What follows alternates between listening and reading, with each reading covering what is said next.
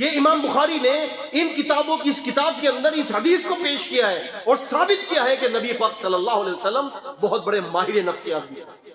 آپ دیکھیں نا، آج ہماری شادیوں کے اندر جو کوئی خاتون بڑے ہی آپ یہ سمجھ لیں کہ کالے رنگ کی ہوتی ہے، اس کے پاس حسن نہیں ہوتا تو وہ احساس کمتری کا شکار ہوتی ہے اور 5,000 10,000 روپے خرچ کر کر اپنے آپ کے اوپر آرٹیفیشل خوبصورتی لگاتی ہے، پارلر سے تیار ہوتی ہے۔ اللہ کے رسول صلی اللہ علیہ وسلم نے ایسی عورتوں کو یہ حوصلہ دیا کہ تمہاری اصل خوبصورتی تمہارے ایمان کے اندر منضبط ہے۔ آپ صلی اللہ علیہ وسلم نے لعنت کی ایسی عورتوں پر جو بالوں کو تراشتی ہیں، اپنے آئی بروز کو، اپنے منہ کے بالوں کو تراشتی ہیں، اپنے بالوں پر جوڑا لگاتی ہیں، اپنے دانتوں کو باریک کرواتی ہیں، اس میں خلا کرواتی ہیں۔ اللہ کے نبی صلی اللہ علیہ وسلم نے لعنت کی ایسی عورتوں پر۔ کیوں؟ اللہ کے نبی صلی اللہ علیہ وسلم یہ نہیں چاہتے کہ عورت جو ہے وہ بناوٹی بناؤ سنگار کر کے سامنے والے کو دھوکے میں ڈالے۔ اس کی وجہ سے کئی طلاقیں ہوتی ہیں، طلاقیں۔ ایک واقعہ لاہور کے اندر ہوا کہ شادی ہال کے اندر ایک لڑکی کو پسند کیا گیا، دلہے کے لڑکے نے، جو لڑکے والوں کے جو گھر والے تھے، انہوں نے پسند کیا اور اسی وقت نکاح پڑھا کر گھر لے گئے۔ جب اس نے اپنا چہرہ دھویا اور غسل کیا صبح تو لڑکے نے طلاق دی۔ کیوں؟ وہ ساری جو سجی دھجی تھی، جو خوبصورتی تھی، وہ سب بناوٹ کے اوپر مبنی تھی۔ اللہ کے نبی صلی اللہ علیہ وسلم نے منع کیا اس سے۔ اذان قدر، اللہ کے رسول صلی اللہ علیہ وسلم نے انسانی نفسیات کی بڑی قدر کی ہے اور یہ قدر کا ذکر امام بخاری رحمت اللہ علیہ نے صحیح بخاری کے اندر امت کا علاج کیا ہے، امت کا علاج کیا ہے۔ رسول اللہ صلی اللہ علیہ وسلم نے جسمانی بیماریوں کے ساتھ انسان کی روحانی بیماریوں کا بھی علاج کیا ہے۔ اللہ کے رسول صلی اللہ علیہ وسلم نے عقیدہ دیا ہے جس کو ذکر امام بخاری نے صحیح بخاری کتاب التوحید کے اندر کیا ہے۔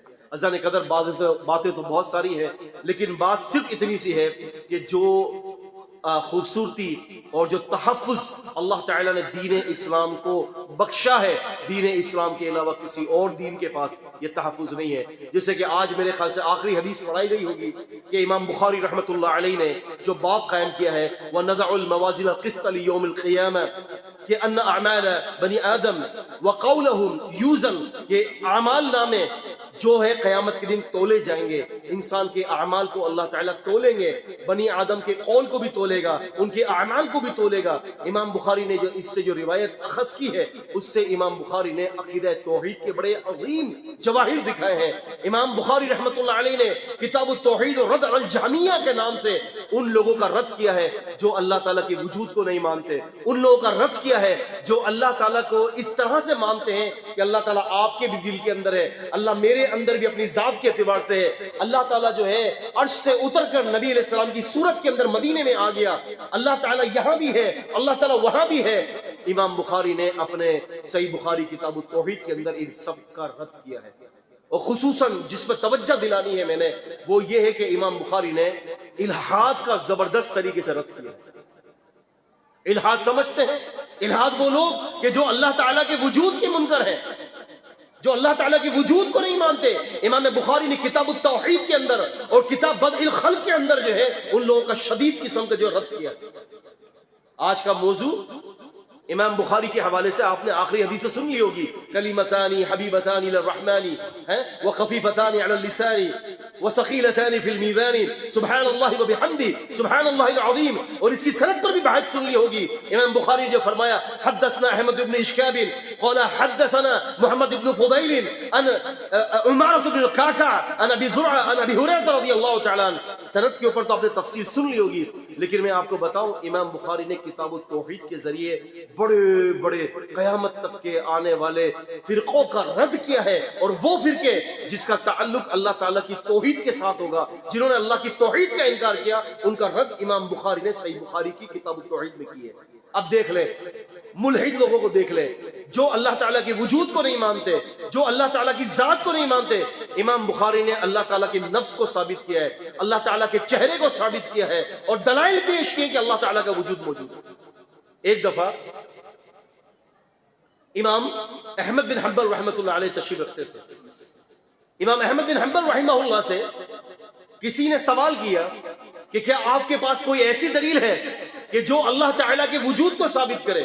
امام احمد بن حنبل رحمۃ اللہ علیہ نے فرمایا میرے پاس ایک دلیل ہے اور بڑی عظیم دلیل ہے۔ کہتے ہیں کہ ایک زبردست قسم کا چھوٹا سا محل ہے، اس کا نہ دروازہ ہے نہ اس کی کوئی کھڑکیاں ہیں، ایک چھوٹا سا گھر، نہ اس کے دروازے نہ اس کی کھڑکیاں.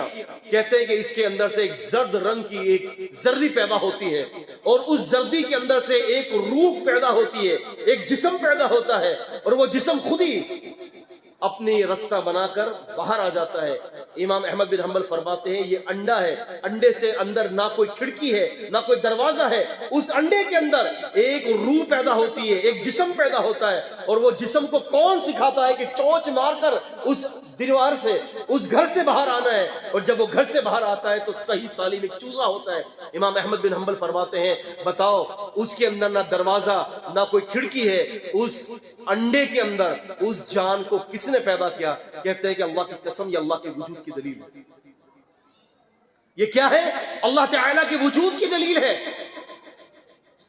اسی طرح سے امام شافعی سے پوچھا گیا تھا رحمہ اللہ تعالی، آپ کیا دیں گے اللہ تعالیٰ کے وجود کی دلیل؟ امام شافعی رحمہ اللہ تعالی فرماتے ہیں اللہ تعالیٰ کے وجود کی دلیل یہ آواز ہے. کیا فرمایا؟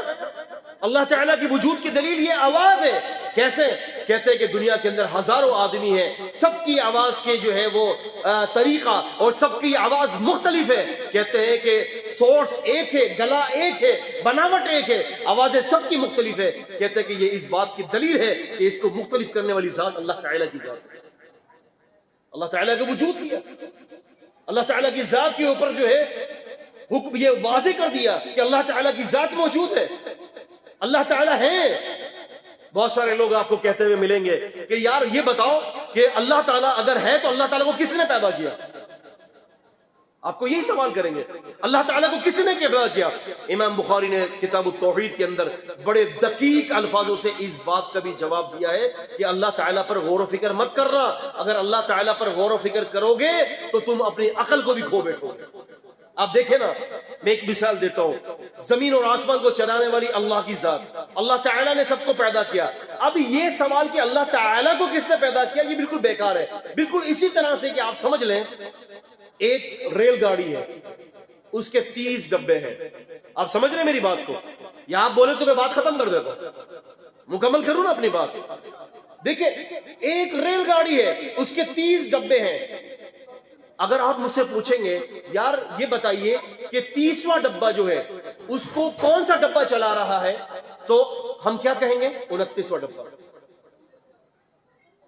ہم پھر آپ پوچھیں گے کہ 29 ڈبے کو 28 کو 27، اس طرح سے کرتے کرتے آپ پہلے ڈبے پر آ جائیں گے. اب پہلے ڈبے کو آپ پوچھیں گے اس کو کون چلا رہا ہے، تو میں آپ کو بولوں گا، کہوں گا کہ انجن چلا رہا ہے. اس کے بعد آپ مجھ سے سوال یہ نہیں کریں گے کہ انجن کو کون چلا رہا ہے. آپ سمجھ رہے؟ بالکل یہ سمجھ لیں اس بات کو. تو اللہ تعالیٰ کی جو ذات ہے پوری کائنات کو پیدا کرنے والی ہے. اس کے بعد یہ سوال کرنا کہ اللہ تعالیٰ کو کون چلا رہا ہے، اللہ تعالیٰ کو کس نے پیدا کیا ہے، یہ بات ہی بالکل بیکار ہے. اور ہم یہ کہتے ہیں کہ جی ہر چیز کو جو ہے کسی نہ کسی چیز نے پیدا کیا ہے، یہ بات غلط ہے. ہم یہ کہتے ہیں جو اس کا جواب ہے وہ یہ ہے، یہ کوئی قاعدہ نہیں کہ کسی نے کسی کو پیدا کیا ہے، بلکہ جواب یہ ہے ہر کسی کو اللہ نے پیدا کیا ہے اور اللہ تعالیٰ کو کسی نے پیدا نہیں کیا. ایک عورت جو ہے چرخہ کاٹ رہی تھی، چرخہ سمجھتے ہو؟ چرخہ کاٹ رہی تھی، تو کسی نے پوچھا کہ کیا تم اس چرخے سے اللہ کی دلیل دے سکتی ہو؟ اس عورت نے کہا کیوں نہیں دے سکتی. پوچھا کیسے؟ کہا کہ اس کو میں چلا رہی ہوں تو چل رہی ہے، میں روک دوں گی تو یہ رک جائے گی. تو زمین اور آسمان کو بھی اللہ تعالیٰ چلا رہے ہیں. اگر اللہ تعالیٰ روک دے تو زمین اور آسمان کا سارا نظام تباہ و برباد ہو جائے. ایک ملحد نے سوال کیا مجھ سے، وہ کہتا ہے کہ یہ بتائیے کہ آپ کہتے ہیں کہ ان اللہ علی کل شیء قدیر. کیا کہتے ہیں؟ ان اللہ علی کل شیء قدیر، اللہ تعالیٰ ہر چیز پر قادر ہے. تو کیا اللہ تعالیٰ اپنے جیسا کہ دوسرا اللہ بنا سکتے ہیں؟ جی. اس نے مجھ سے سوال کیا، میں نے کہا یار مسئلہ پھر بھی اٹکے گا. اس نے کہا کیسے؟ میں نے کہا کہ اگر اللہ تعالیٰ اپنے جیسا ایک دوسرا خدا بنا دے تو وہ خدا نہیں ہوگا، کیونکہ وہ مخلوق ہوگی، کیونکہ اللہ ہی نے اس کو بنایا ہے. بنایا تو اللہ نے نا، تو پھر وہ اللہ نہیں ہوگا. اللہ کی صفت یہ ہے اللہ تعالیٰ کی کہ اس کو کوئی پیدا کرنے والا نہ ہو. تو عزیزان گرامی، امام بخاری نے اس قسم کے لوگوں کا بھی رد کیا ہے، لیکن دقیق مطالعہ کرنا پڑے گا. معافی کے ساتھ کہتا ہوں یہ دینی درسگاہ ہے ہمارے یہاں مدارس کے اندر الا ماشاءاللہ جو طلباء پڑھتے ہیں یا جو پڑھایا جاتا ہے اس کا محور صرف 12 مسائل ہیں جو امتیازی ہیں. آمین بالجہر، رفع الدین، سورہ فاتحہ، خلف الایمان، امام جو ہے اس طرح سے جو ہے یہ 12 مسائل کے اندر ہی ہم گھومتے ہیں.